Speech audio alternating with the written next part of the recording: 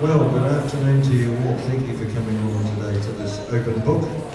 Open books are always good because when you open a book you're going to learn something. So hopefully today there will be some information, bits and pieces that might help you with your journey or for anything else that you're looking at. So, kia ora koutou katoa. Welcome, welcome, welcome to Manawatu Multicultural Council.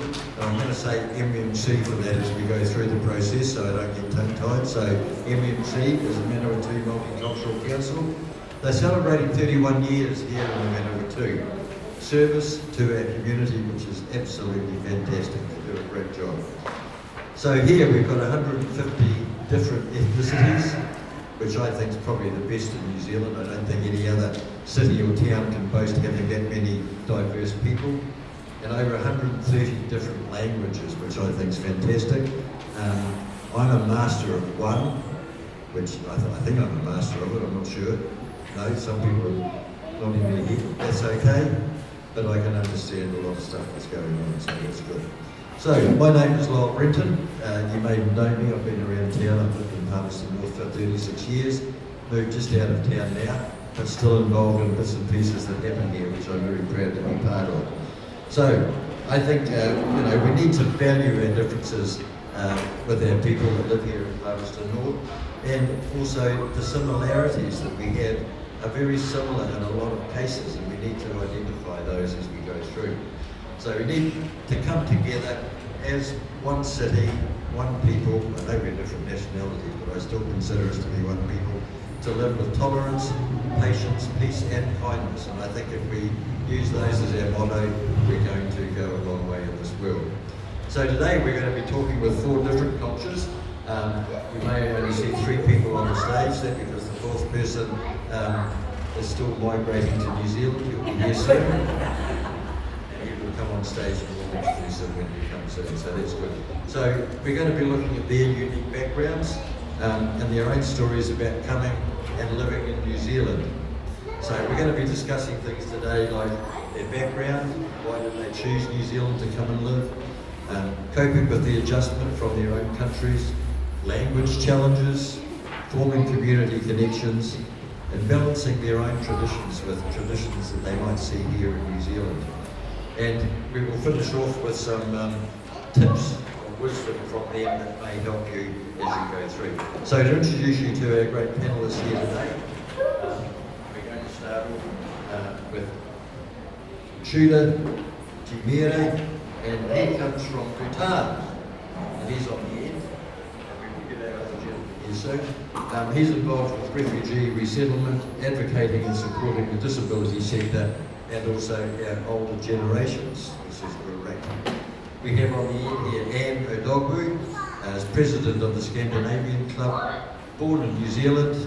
She's a book author, and we'll hear a little bit about that later on as we go through. And she's very much been involved with the world on stage and the songs of praise that the MMC put on each year here in Palmerston North. So when we see that published come along, they are both wonderful events, which is fantastic.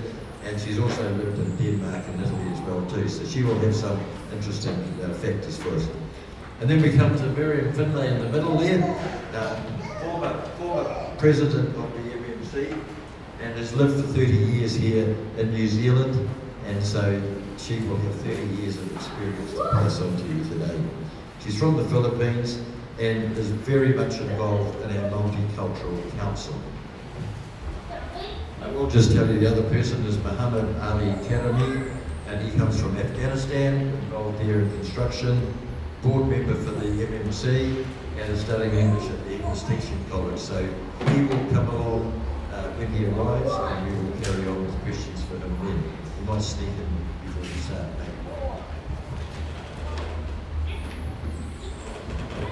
So let's get the show on the road, and we start hearing from our distinguished panel today. So after our discussion, there will be light refreshments before you head over into the square to get bombarded in the Festival of Colours. Who's wearing old clothes to do that? No, you've got change. Oh, that's good. That's good. So that's going to be an eventful afternoon. And then tomorrow, of course, not today, we have the Right Honourable Sir Winston Peters. I don't think he's a sir yet, is he? No, just Winston Peters will be speaking in the town hall for you to listen to. So get on. So get a bit of colour on this afternoon. That will be fun. I think they have a lot of fun over there for that festival of colour. So I will be standing on the perimeter. So I didn't bring a change of clothes. If you've got any questions of our panellists, we'll see how we get on through the discussion itself. If we have time left at the end, we will open it up to questions that you may have from comments that they may have made through the afternoon. Or if we run out of time, acquaint yourselves with them while you're having a cup of tea or coffee, and you can ask them those questions here, so that will work out good. So thank you all for coming today and being part of this first event put on by MMC. And we have Kanchana. Who's Kanchana? Is she out there? There she goes over there. Kanchana and also Ngobi.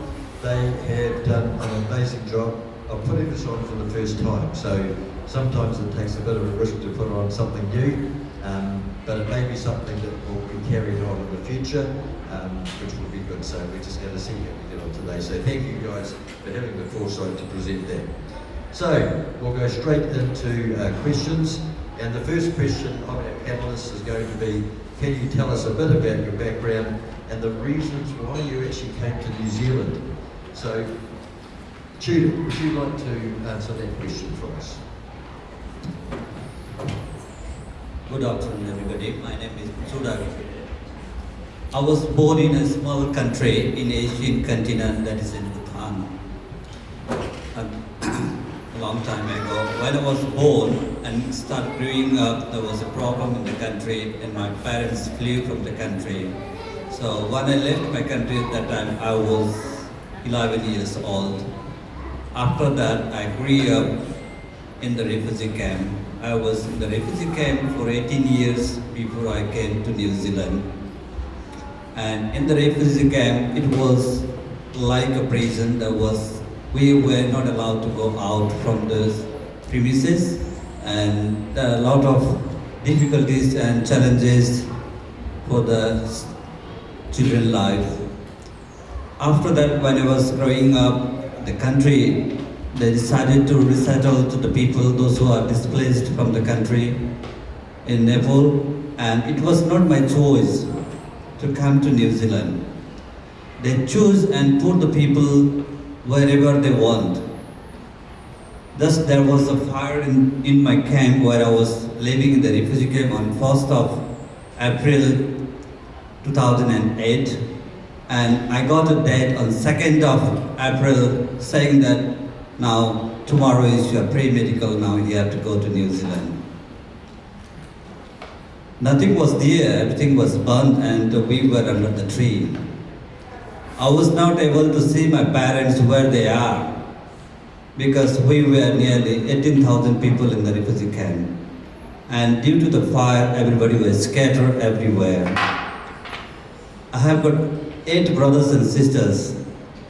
I saw only 2 of them when I departed from the camp. Some of them I able to meet after resettling in New Zealand, but some of them still I am not able to meet them. So, I don't know where I was going, and I don't know what is New Zealand. Is it a country? Is the name of a bird? I have never heard it, because in the refugee camp we don't have any internet, computer systems, and we were just like a frog in a small pond. If we try to jump out, we will die. So, we preach about life in that way. So I got an opportunity to get settled in New Zealand in 2008. So I came to New Zealand through the refugee quota, which is organized by UNHCR, and it was not my choice, it is the choice of the UNHCR. When they asked me, would you like to settle in New Zealand? I said yes. Because I was wondering about to find my answer of who am I. When I was living in the refugee camp, we don't have any identity. If anybody asks you, who are you? We can't say I'm the citizen of this country. I'm the people of this country, we don't have any our identity. We are not allowed to work outside. We are not allowed to get proper treatment. We are not allowed to get proper educations due to the lack of identity.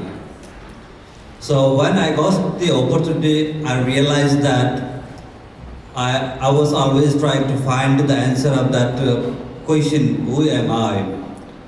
Now, I spent half of my life in the refugee camp. One day I will be family members, I will be a dad, and what can I say to my children? So if I get settled, if I not get chance for me, I hope I will let my children know that you are the citizen of this country if I get settled. Taking this in mind, I settled in New Zealand in 2008.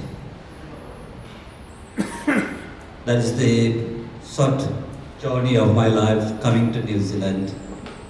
Thank you, Chuda. I think you're going to hear stories today similar to that of displacement, wondering where you were going to go, and finally settling and being apart from your family members. And I think that's a big thing with a lot of our migrants coming in, is leaving family behind and not knowing where they were or whatever. So thank you for that, Chuda. Meriam, what about your background?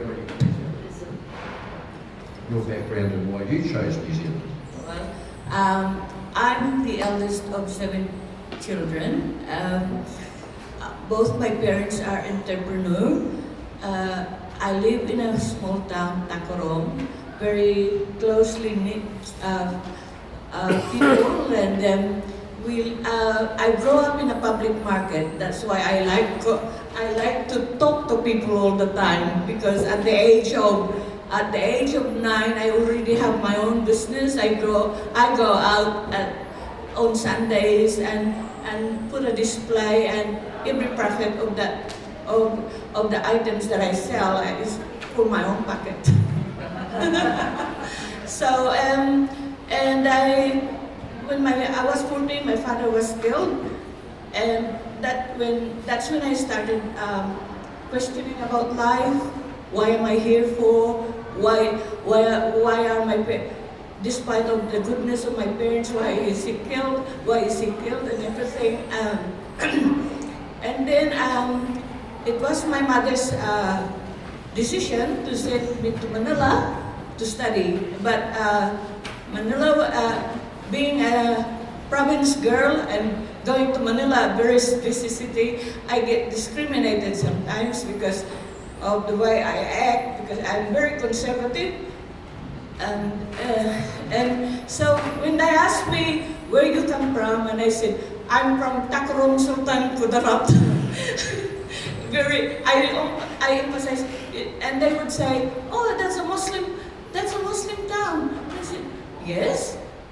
And I said, if you don't behave well to me, you can get beheaded, you know. And that's my threat to them, because they seem to be the city girl seems to be discriminating the province girl.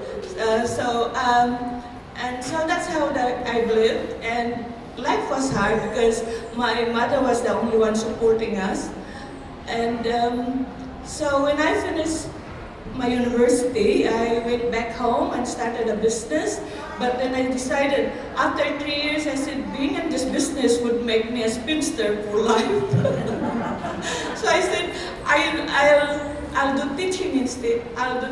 Teaching instead. So a technological school opened at our city, and I was the founding teacher for hotel and restaurant management, and I was able to take my students to the city for internship, for hotel experience.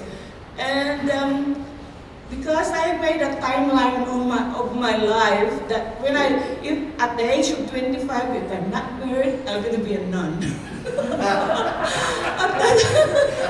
But because I'm no longer Catholic, I said I'm going to go into full-time ministry. So I went into full-time ministry despite of my mother's. He was really annoyed and angry because I was no longer her second hand in earning money for my siblings.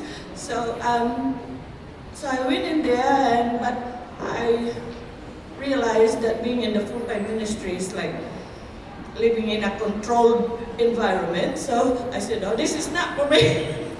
Sounds like marriage, Meriam. Yeah, I know. So when my uncle asked me, would you like to come to New Zealand? And I said, what for? I said, I'm enjoying my life here. And then something happened that I said, oh, I really need to do something about my life because I can't go back to my family because they were annoyed with my decisions. So my mother was so angry for me being in the full-time staff. So at that time, Lou had started writing to me, and my uncle said to me, would you like to come out? And I said, I don't have money. And he said, okay, I'll sponsor you. So he sponsored me, and then here, and Lou was the driver at that time when they came and meet me. And then when I was going from Christchurch to Invercargill, that's when I said, oh, this was my childhood dream, because I was going past the hills and everything, and I said, I remember the sound of music. Then I said, and when Maria, and I said, the hills and everything was just came back to me. I said, I really wish that to be on that place one day. And that's the start of it. Wonderful, wonderful, well done. And we won't have too much discussion on your husband Lou at this stage. We can ask questions afterwards about that. Thanks, Meriam. Please give a welcome also to Mohammed, who's arrived now. Thanks so welcome, Mohammed. And I'm going to put the same question to you, Mohammed. What was your background and why did you choose New Zealand? My background is a very long story. I will talk about my background. It's maybe 2-3 days, not 1 hour. Because I'm from Afghanistan. And I live in Iran 25 years. And live in Fiji 5 years. And now it's 6 years I live in New Zealand. This short story. You want, I continue the details. Well, we can do short, but it's okay. You just tell us a little bit about that and why you chose New Zealand. You just speak of it from your heart. That's all we ask.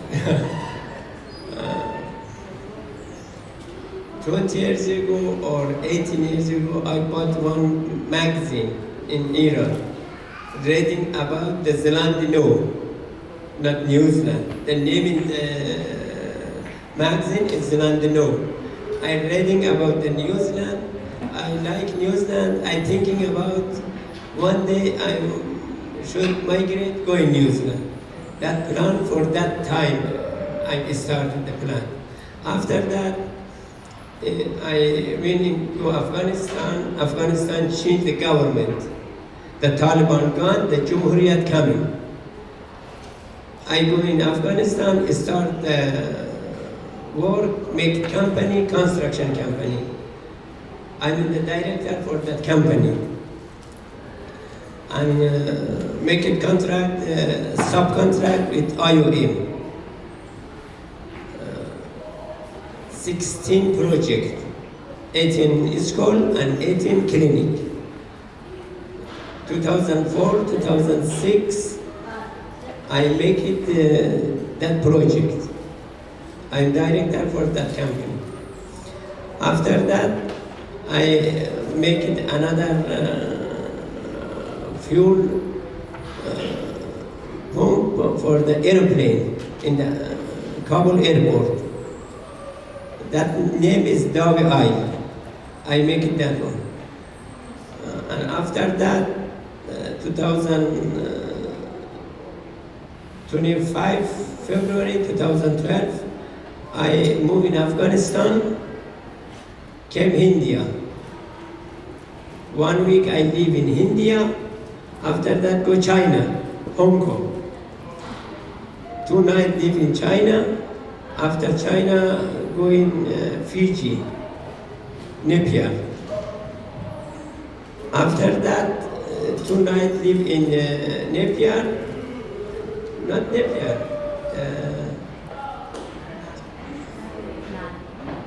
another name. After that, I will go, this Nadi, not Nepal, Nadi. After that, go in Samoa.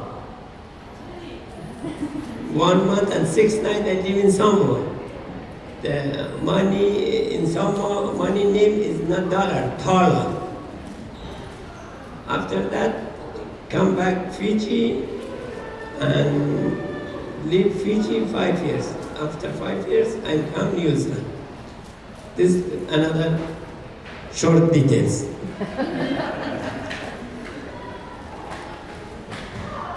Truly a global traveller, I think. I think a lot of stories in there. Just as well, he's not going to tell us about every 2 nights here and every 2 nights there. Exactly. But he's settled here in New Zealand, and that's what counts most, which is fantastic. So thank you for that. That's wonderful. So Anne, for you, how has living in different places influenced your understanding of different cultures? Have you had any specific experiences that have had an impact on your cultural experiences? Well, I'm different to these because I was the second. I'm not.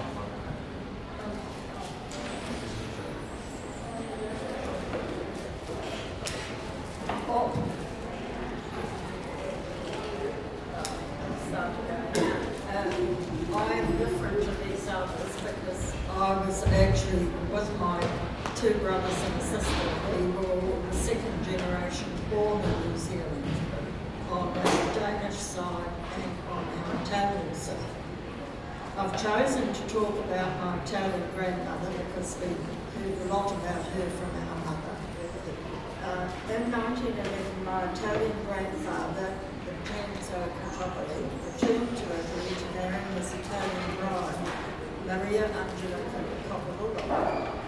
Our mum Rosa said they had no wish to immigrate to the USA, as every time an American ship was in the Naples port, there were escapes from prison, and those people were never heard of again. So guess where they probably were. Our grandparents brought out a lot of Italian jewellery and sold it in a shop in Naples. They then bought land in Longlands, Hastings, which Grandad turned into an orchard, and he used to win gold medals. Our grandmother, or grandma in English, not only had 5 children, but had 5 miscarriages.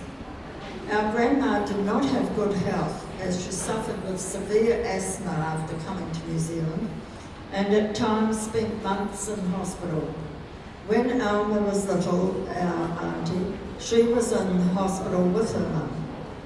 Mum told us stories from grandma.